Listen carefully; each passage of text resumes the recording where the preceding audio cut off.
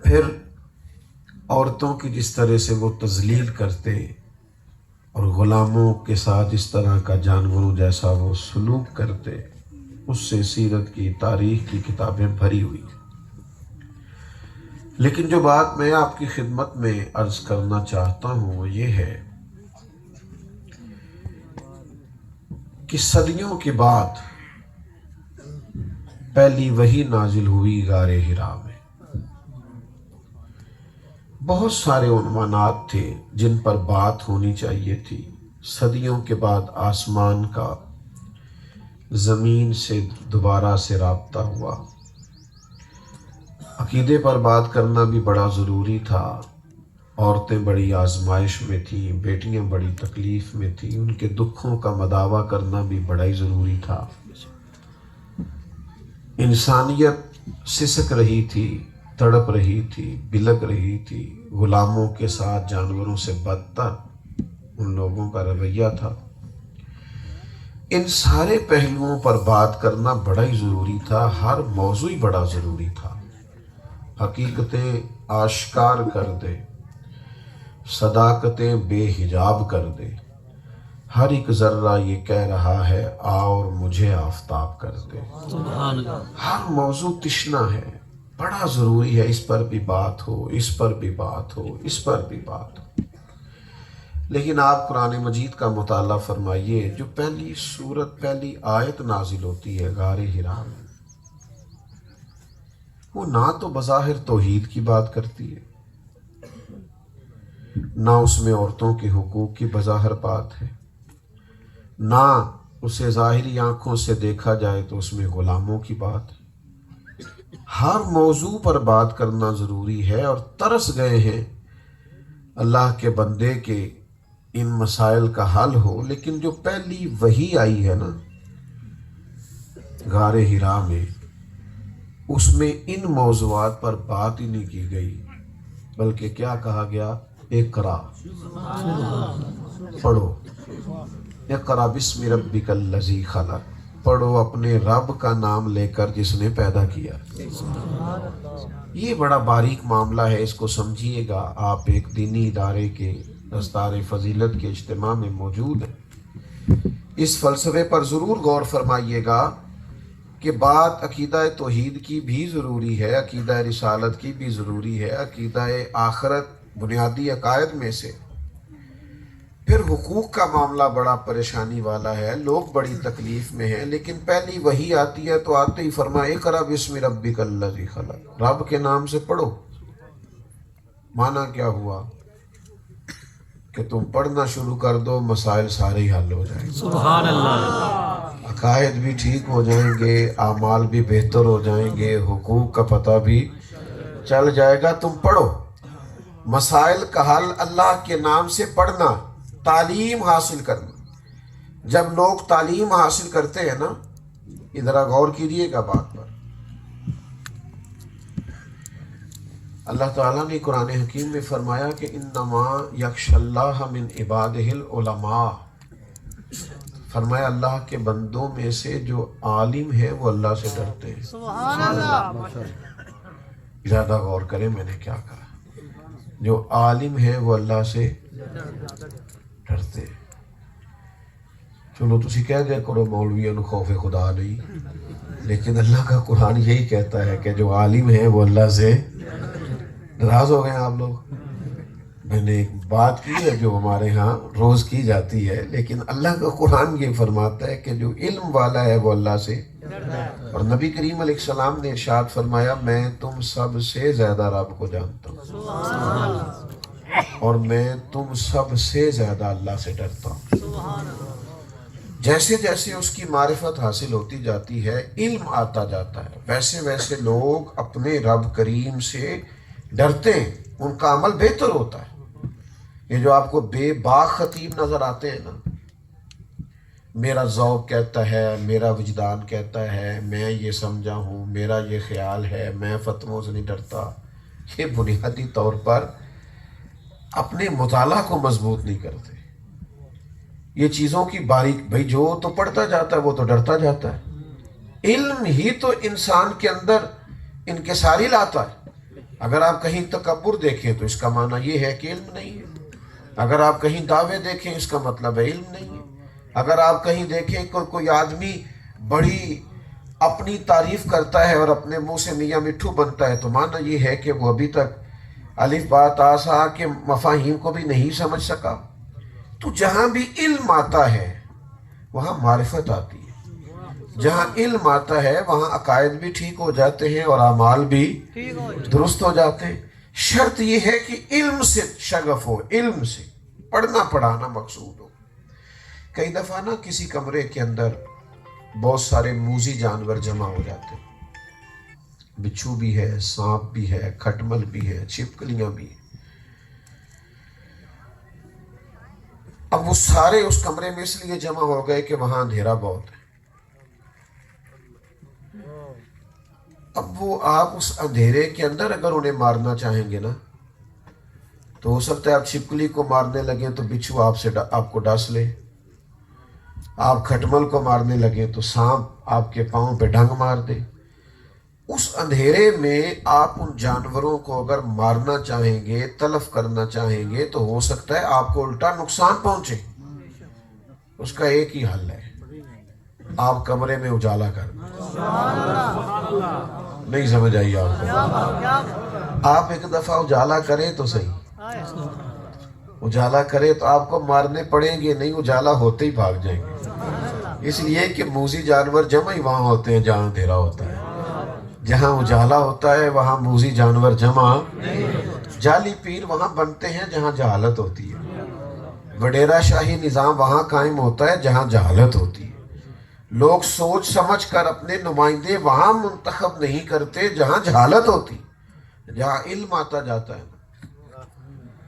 وہاں پہ ساری چیزیں, ساری جہالتیں دور ہوتی جاتی ہیں. میں دوستوں سے اکثر ایک بات کہا کرتا ہوں,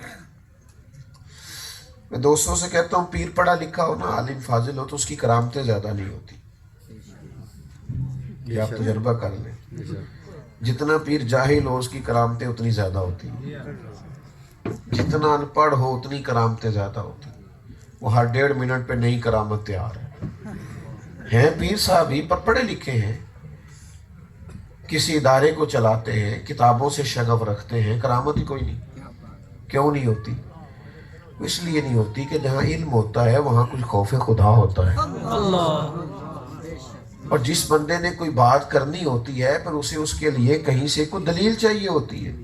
تو ان پڑھ آدمی کو تو کوئی دلیل نہیں چاہیے, کوئی دلیل نہیں. ایک میرے پاس بھی دوست آتے تھے تو ہر تیسرے دن اپنے پیر صاحب کی کرامت سنا جاتے تھے. اب ہمارا جس جماعت سے تعلق ہے وہاں آپ کسی کے پیر کے بارے میں اگر تھوڑا سا بھی کوئی رائے کا اظہار کرنے لگیں تو وہ بھی جان جوکھوں میں ڈالنے والی بات ہے. آسان تھوڑی ہوتا ہے. روز کوئی نہ کوئی کرامت سنا جاتے, بہرحال وہ سننی پڑتی. بعض اوقات اتنا وقت بھی نہیں ہوتا کہ ساری باتیں سنی جائیں, لیکن وہ کہتے کل ہی ایک بندہ آیا خیر ہو گئی تو چلو سن لیتے. پھر ایک دن میرے پاس آئے, کہنے لگے بھائی نے اس سے میں 3 جملے طلاق کے بول دیے ہیں تو شرعی مسئلہ کیا ہے؟ تو میں اکتایا ہوا تھا بڑے دنوں کا. میں کہا پیران پوچھ, ان سے بات کرنا جن کی کرامت ہر تیسرے دن 3-4 تیار ہوتی. تو کہنے لگا ان سے بات کی تھی تو انہوں نے کہا ہے کسی عالم سے بات کرو. تو میں نے کہا یہ حیرانگی والی بات ہے نا, باقی سارا پتہ ہے, دل کی بھی جانتے ہیں, اس کی بھی جانتے ہیں, مسئلہ نہیں جانتے. جڑے محرم راز حقیقت دے وہ راز حقیقت کھول دے دے.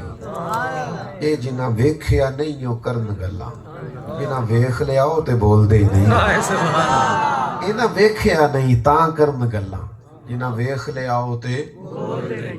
تو علم سے جب آپ کی وابستگی ہوتی ہے, علم سے آپ کو میں ذمہ داری سے کہتا ہوں جو 5 وقت آپ کے سامنے وضو کر کے مصلی پہ پہلے سنتیں پڑھتا ہے, پھر آپ کو جماعت کراتا ہے, یہ آپ کوئی چھوٹی پرہیزگاری سمجھتے ہیں؟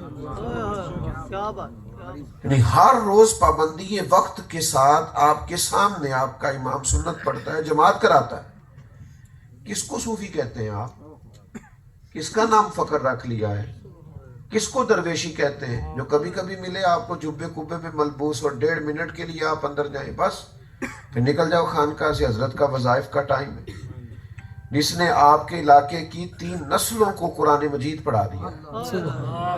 دادا نے بھی پڑھا, بیٹے نے بھی پڑھا, اور کہہ رہے ہیں ماشاءاللہ ہمارے حافظ صاحب کو 40 سال ہو گئے. تو ولایت کس کو کہتے ہیں؟ کچھ تھوڑا سا مزاج بدلنے کی ضرورت ہے, رویہ بدلنے کی ضرورت ہے. آج بھی مدرسوں والے اعلان کر رہے ہیں زکوٰۃ دے جاؤ, بچوں کو پڑھا رہے ہیں اور آپ سے کہہ رہے ہیں چلو فطرانہ ہی دے جاؤ, صدقہ ہی دے جاؤ. آخر کب تک؟ کسی چیز کا کوئی معیار بھی تو بنائے نا بھائی. وہ فروغ علم کی بات کر رہا ہے, کتاب و سنت کی بات کر رہا ہے, تدریس کی بات کر رہا ہے. یہ مشکل ترین ڈیوٹی ہے بچوں کو قرآن مجید یاد کرانا. حفظ کے استاد پہلے فجر کے بعد کلاس لگاتے ہیں, فجر سے پہلے لگاتے ہیں. پھر میں نے دیکھا ہے فجر تک کلاس چلتی ہے, پھر فجر کے بعد کلاس ہوتی ہے, پھر کچھ ناشتے کی چھٹی ہو گئی, پھر 11 بجے کلاس ہوتی ہے, پھر 2-3 گھنٹے آپ بچوں کھیل لو, پھر زور سے عصر کلاس ہے, پھر عصر سے مغرب کھیل لو, پھر مغرب کے بعد پوچھ لیں آپ کریں ڈیوٹی, آپ بیٹھے اتنی دیر, نکالیں ٹائم. یہ شہادت گاہ الفت میں قدم رکھنا ہے. لوگ آسان سمجھتے ہیں مسلمان ہونا, عزیز سمجھو چیزوں. ساری زندگی اسی میں الجھ گئے کہ وہ وہاں مدرسہ بن گیا ہے اور وہاں مسجد بن گئی ہے, تو اب کوئی 3-4 بورڈ لگیں گے اور اب جو ہے وہ چندے کی کاپیاں چھپیں گی, اور 85 لوگ وہ ہوں گے جو صبح و شام صرف چندے پہ اعتراض کریں. ان کو کوئی اور کام نہیں ہے دنیا. خدا کے بندو, علم کو سپورٹ کرنا شروع کرو.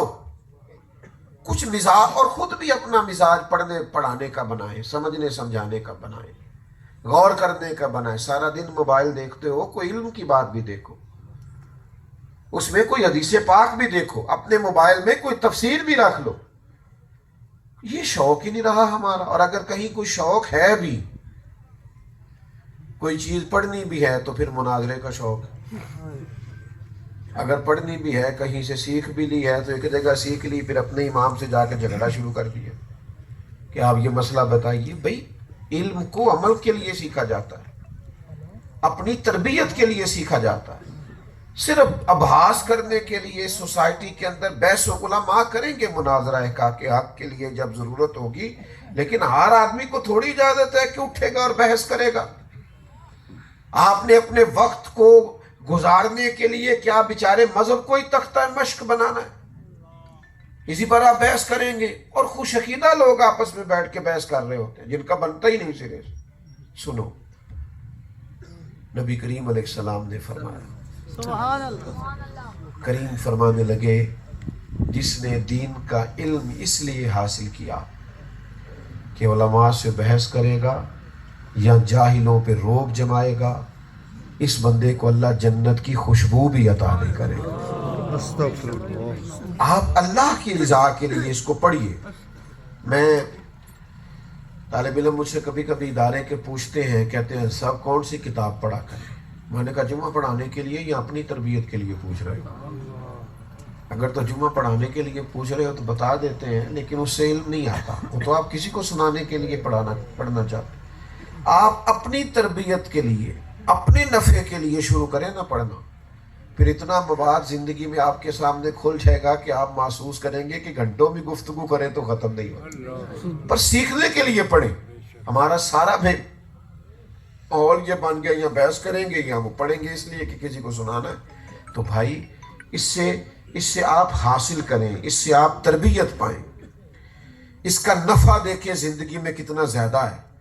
آپ کتاب و سنت کی روشنی کے مطابق ڈھالیں اپنے آپ کو, لیکن شرط یہ کہ ڈھالیں. مجھ سے ناراض نہ ہونا, یہاں ہمارے بزرگ بیٹھے ہیں, چونکہ میری ڈیوٹی لگا دی گئی تو چند باتیں عرض کر رہا ہوں. 2 4 5 چیزیں سنت نہیں ہیں. الحمدللہ میں نے زندگی میں کبھی داڑھی نہیں کٹوائی, چھوٹی نہیں کروائی, کبھی بچپن سے. مجھے کبھی خط بھی نہیں کرانا پڑا کیونکہ شروع سے رکھی ہوئی ہے. اور امامہ اب مجھے یاد ہی نہیں کتنے کو سال ہو گئے سر پہ رکھتے. تو یہ بنیاد ہے, یہ تو حسن ہے, یہ تو اللہ نے دی, مرد کو عورت کو دی نہیں. مسواک بڑی قیمتی سنت ہے, حضور کو اتنی پسند ہے کہ وقت وصال بھی محبوب کریم علیہ السلام نے مسواک کو طلب فرمایا. لیکن صرف داڑھی پگڑی اور امامہ ہی سنت ہے. سچ بولنا سنت نہیں, سبحان اللہ, دیانتداری سنت نہیں. آپ ترمذی شریف دیکھیے اٹھا کے، حضرت انس بن مالک رضی اللہ تعالیٰ عنہ ارشاد فرماتے ہیں مجھ سے میرے نبی کریم علیہ السلام نے فرمایا، اے انس ہے میرے بیٹے، آپ سے ہو سکے تو صبح اس حال میں کیجئے گا کہ آپ کے دل میں کسی کا بغض نہ ہو۔ حضور فرمانے لگے یہ میری سنت ہے، یہ میری۔ تو بھائی آپ دین کے وسیع مفہوم کو تو سمجھیں، آپ علم کو حاصل کریں لیکن پھر آپ یہ تو سمجھیں کہ ہم نے اس کو عمل کرنے کے لیے حاصل کرنا، اور کسی شخص کا بھی اکرام کرے، احترام کرے تو علم کی بنیاد پر کرے، تقوی کی بنیاد پر کرے، پرہیزگاری کی بنیاد پر کرے، شہرت کی بنیاد پر نہ کرے، دولت کی بنیاد پر نہ کرے، ہر آدمی کا احترام کرے، سبھی کا کرے، باعث عزت آدمی کو عزت دینا چاہیے۔ حضرت سعد بن معاذ آئے، حضور نے فرمایا اٹھو تمہارے سردار آئے، استقبال کرو، ہر قابل احترام کو احترام دے، لیکن جو اکرام اہل علم کا ہے وہ انہی کا ہے۔ لیکن ہمارے ہاں بڑے بڑے صاحبان علم بیچارے، لوگوں کو شعور ہی نہیں ہوتا، وہ بابا صاحب کی عزت کر رہے ہیں، بابا صاحب کی، یہ بابا صاحب ہے۔ ایک آدمی 500 دانے کی تسبیح لے کے بیٹھا ہے اور مسجد میں امام صاحب بہار شریعت لیے بیٹھے ہیں، عصر کے بعد مسائل بتا رہے ہیں نماز کی، کہتے تھے مولوی صاحب نے نا میں معرفت دی گل سنن چلا۔ معرفت دی گل کی ہوندی ہے جی؟ یہی معرفت ہے جو آپ کو پڑھایا جا رہا ہے۔ آپ آج بھی تجربہ کر لیں کہ جہاں کوئی جبے کبے والے صاحب بیٹھے ہیں، بظاہر بالکل ان پڑھ ہے، وہاں رش زیادہ ہے، اور جہاں ایک عالم دین بیچارہ منتیں کر رہا ہے کہ 20 منٹ بیٹھ جانا، 10 منٹ بیٹھ جانا، بس ایک آیت کا ترجمہ کروں گا۔ کیا منت کے ساتھ بھی قرآن مجید کی تعلیم دی جائے تو قوم توجہ نہیں کرے گی؟ یہ ہمارا مزاج ہے۔ اور نبی کریم علیہ السلام نے ہمیں کیا مزاج دیا؟ حضور مسجد شریف میں تشریف لائے، 2 حلقے بنے ہوئے دیکھے، ایک جگہ اللہ کا ذکر ہو رہا تھا، ایک جگہ قرآن مجید پڑھایا جا رہا۔ فرمایا دونوں ہی خیر والے ہیں، پر میں چونکہ معلم بنا کے بھیجا گیا ہوں، لہٰذا حضور ان کے ساتھ بیٹھے جو دین پڑھا رہے ہیں۔ اور علماء سے بھی گزارش کروں گا، علماء کے حقوق بیان کرنے کے نام پر اپنے آپ کو اتنا کمزور نہ کیا کریں، بالکل بھی نہیں۔ ہر جگہ امام کے حقوق، اور پھر عجیب و غریب باتیں کہ آپ امام کو تھوڑا سا دے جایا کریں، آپ تھوڑا راشن ڈال دیں۔ آپ نے امام کو اتنا مسکین کیوں بنایا بھائی؟ امام تو امام ہے، اس نے تو امامت کرنی ہے، اس کی تو بڑی شان ہے۔ جس رب کریم کی رضا کے لیے وہ کام کرتا ہے، وہ رب کریم اسے کوئی کمی نہیں آنے دیتا۔ تو آپ حقوق ضرور بیان کریں، پر اتنی سطح پہ نہ آئیں کہ جس سے کمزوری کا اظہار، جس سے کسی ایسی چیز کا اظہار ہو کہ جس سے کمزوری بنتی۔ تو قدر کرنا سیکھیں علم کی۔ جب آپ قدر کریں گے نا، یہ جن بچوں نے آج قرآن میں حفظ کیا ہے نا، کر لیجئے گا ایک ٹیلی فون ان کے والدین کو، کہیے گا مبارک۔ یہ بچہ کہیں مل جائے نا تو کہہ دیجئے گا 2-4 دفعہ کہ بیٹے کمال کر دیا آپ، اور اگر زیادہ آپ حوصلہ کریں تو چلو ان کے استاد کو بھی شاباش دے دیجئے گا۔ تو یہ تھوڑا کر کے دیکھیں، اس سے کیا ہوگا؟ تھوڑی سی برکت ہوگی۔ اور حوصلہ افزائی کی ضرورت ہر شخص کو ہوتی ہے، اور ہر عمر میں ہوتی ہے، ہر عمر میں۔ بوڑھے والد صاحب کو بھی آپ دوائی کے ساتھ یہ ضرور کہا کریں کہ آپ کی طبیعت پہلے سے بہتر لگ رہی ہے، آپ دیکھیے گا دوائی کا بھی اثر ہوگا اور آپ کے کہنے کا بھی۔ تو حوصلہ افزائی کی تو ان کو بھی ضرورت ہے۔ تو ہم کیا کرتے ہیں کہ ہم بس وہ ٹھیک ہے، ہو گیا، ختم ہوگی بات۔ تو بھائی علم کو سپورٹ کریں، علم کو۔ حضرت عبداللہ ابن عباس رضی اللہ تعالیٰ عنہ کو نبی کریم علیہ السلام نے علم و فضل کی دعا دی تھی۔ حضرت عمر رضی اللہ تعالیٰ عنہ جب کبار صحابہ کی مجلس شورا کا انعقاد کرتے، بڑے لوگوں کو مشاورت کے لیے بلاتے، تو حضرت عبداللہ ابن عباس کو ان بڑے بزرگوں کے بیچ بٹھاتے۔ سبحان اللہ۔ اکثر لوگ کہتے ہیں کہ سارے بزرگ لوگ ہیں اور آپ نے یہ کالی زلفوں والا جوان آگے بٹھایا ہوتا ہے۔ تو ایک دن حضرت عمر نے چاہا میں لوگوں کے سامنے کھول نہ دوں اس بات کو کہ وجہ کیا ہے۔ حضرت عبداللہ ابن عباس رضی اللہ تعالیٰ عنہ بھی بیٹھے تھے، اور بعض ایسے لوگ بھی بیٹھے تھے جن کا خیال تھا، کوئی معاذ اللہ ان کو کسی سے حسد رقابت نہیں تھا، ایک ذہنوں میں سوال تھا کہ جب سب بزرگ آتے ہیں تو ایک نوجوان، تو تو حضرت عمر رضی اللہ تعالیٰ عنہ نے سب لوگوں سے ایک سوال پوچھا، فرمایا جو سورہ نصر ہے، اذا جاء نصر اللہ والفتح، اس کا مفہوم میں جاننا چاہتا ہوں، بڑے دنوں سے میرے دل میں بات ہے۔ یہ سورہ مبارکہ نازل ہوئی تو شان نزول کیا ہے اور اس کا مفہوم کیا ہے اور یہ کیا درس اور سبق دیتی ہے؟ تو اکثر صحابہ نے معنی بیان کیا اور سب نے کمال کیا۔ اب صحابہ سے بڑھ کے قرآن کا مفہوم کون جانتا ہے؟ سبھی نے اس کا مفہوم بیان کیا اور جس نے بھی کیا کمال کر دی۔ حضرت فاروق اعظم رضی اللہ تعالیٰ عنہ کا جب سب سے آپ سوال پوچھ لیا تو پھر رخ آپ نے حضرت عبداللہ ابن عباس کی طرف کیا جو خاموش بیٹھے تھے، فرمانے لگے ذرا آپ بھی بتائیے۔ تو تفسیر انہوں نے بھی بیان کی، خود بھی روئے، صحابہ بھی روئے، حضرت عمر بھی روئے۔ حضرت عبداللہ ابن عباس فرمانے لگے امیر المومنین تمام صحابہ نے جو تفسیر مفہوم اور معنی بیان کیا درست کیا ہے، لیکن دراصل یہ صورت بتاتی ہے کہ اب نبی کریم کا وصال ہو جائے گا۔ اذا جاء نصر اللہ والفتح، اللہ کی مدد آ گئی، فتح آ گئی، ورأیت الناس یدخلون فی دین اللہ افواجا۔ آپ دیکھیں گے اب لوگ فوجوں کی فوجیں دین میں داخل ہو رہے ہیں تو فسبح بحمد ربک واستغفر، محبوب آپ اپنے رب کی طرف آپ رجوع کریں، اب اس کی تسبیح پڑھیں، اب اس کی طرف آپ رجوع کریں۔ فرمایا یہ سورہ مبارکہ بتاتی ہے کہ اب حضور کے جانے کا وقت آیا، تو جنہاں دے دل پر جانی وچھڑا وہ کون روے پھر تھوڑا، یہ سب روگاں دا روگ ہی محمد جس کا نام وچھوڑا۔ تو انہوں نے بھی تفسیر بیان کی۔ اب جب سب کی آنکھیں آنسوں سے وضو کرنے لگی تو جناب فاروق اعظم اپنے آنسو پوچھتے ہوئے فرمانے لگے اس لیے ان کو آگے بٹھاتا ہوں کہ قرآن کا جو فہم اللہ نے انہیں عطا کیا ہے، وہ علم کا نور جو ان کے پاس ہے وہ تقاضا کرتا ہے کہ انہیں بڑے لوگوں میں بٹھایا جائے۔ تو بھائیوں تھوڑا سا علم کو سپورٹ کریں، اپنی طبیعت اور اپنا مزاج بھی علمی بنائیں۔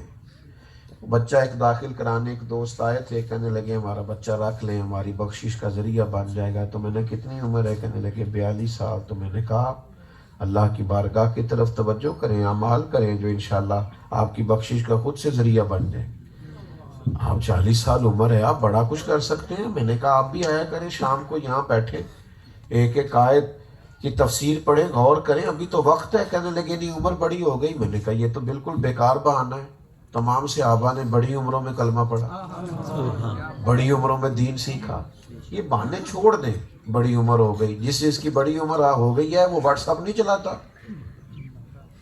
سٹیٹس نہیں لگاتا، تو اب نہیں خیال آتا میرے جیسے لوگوں کو کہ بڑی عمر ہوگی اور میں یہ کیا کر رہا ہوں، موبائل نہیں چلاتا۔ تو بھائی یہ کیا بات ہو گئی؟ قرآن مجید اکثر میں اپنے ابا جی کے ساتھ کبھی جاتا تھا نا دفاتر میں، آپ نے بھی دیکھا ہوگا پٹواری کے پاس جائیں کسی دفتر، وہ اتنے بڑے اوپر سے وہ اتارتے تھے رجسٹر، تو وہ جھاڑتے تھے تو گرد اڑتی تھی۔ تو پھر کمپیوٹر آ گئے، تو میرا خیال ہے لوگوں نے نوکریاں چھوڑ دیں کہ عمریں بڑی ہو گئی ہیں کمپیوٹر نہیں سیکھا جاتا، چھوڑ دی لوگوں نے نوکری۔ کیا کیا؟ سیکھا۔ تو بھائی اگر 40,000 کی نوکری بچانے کے لیے کمپیوٹر سیکھا جا سکتا ہے تو قبر اشر بچانے کے لیے قرآن بھی سیکھا جا سکتا ہے۔ یہ ہم روزمرہ کی مثالیں ہیں جو ہم دیکھ رہے ہیں۔ اس لیے رویہ بات تو وہ کریں کہ جو ممکن نہ ہو۔ تو آپ نے 40-50 ہزار کی نوکری بچانے کے لیے انگریزی بھی سیکھ لی اور کمپیوٹر بھی سیکھ لیا اور لیپ ٹاپ بھی آپ نے بیگ میں ڈال لیا، تو اگر تھوڑی سی جاب بچانے کے لیے آپ نئے نئے کورسز کر سکتے ہیں تو قبر اشر بچانے کے لیے قرآن مجید بھی پڑھا جا سکتا ہے، سیکھا جا سکتا ہے، تلفظ درست کیا۔ اور شرط یہ ہے کہ ہمارا مزاج علمی ہو، توجہ علمی ہو۔ پھر واپس آتا ہوں اپنی بات سمیٹنے سے قبل کہ تمام مسائل کا حل قرآن و سنت سے جڑنا، سبحان اللہ۔ عقائد بھی ٹھیک ہو جائیں گے، اعمال بھی، اندھیرا جتنا مرضی بھی گہرا ہو لیکن روشنی کرنے سے سارے موذی لوگ نکل جاتے بھاگ جاتے ہیں، دوڑ جاتے ہیں۔ ایک سخت سی بات ہے تو چلیں، آپ کے لیے مشکل ہوئی تو میرے کھاتے میں ڈال دیجئے گا، جاہل پیر کبھی بھی اپنے آستانے پر ادارہ نہیں بناتا۔ کبھی پرانے وڈیرے جو زیادہ سخت ہوتے تھے وہ اپنے گاؤں میں اسکول نہیں بننے دیتے. وہ کہتے تھے اگر ان کے بچے پڑھ گئے تو میری بھینسوں کو چارہ کون ڈالے گا. ان کو جہالت اس لیے پسند تھی کہ لوگ غلام رہے. جاہل پیر بھی ادارہ اس لیے نہیں بناتا کہ یہ پڑھ گئے تو پھر میری پیری مریدی گئی. تو آپ سازشوں کو سمجھا کریں. علماء بیچارے کسی جنگل میں، کسی مسجد میں، کسی جگہ کلاسیں لگاتے ہیں، کوشش کرتے ہیں فروغ دین کی، تو مہربانی کریں ان کو سپورٹ نہ کریں جو جہالت کو فروغ دے رہے ہیں. ادھر توجہ کریں جہاں فروغ علم کے لیے خدمات سر انجام دی جا رہی ہیں. اللہ کے حضور دعا کرتا ہوں بات کرتے کہیں بھول گیا ہوں تو اللہ تعالیٰ معاف فرمائے، اور جو باتیں خیر کی ہیں اللہ تعالیٰ اپنے حضور قبول فرمائے. آخر دعوانا تمام احباب کا میں شکریہ ادا کرتا ہوں تہ دل سے، جتنے بھی احباب تشریف لائے. تو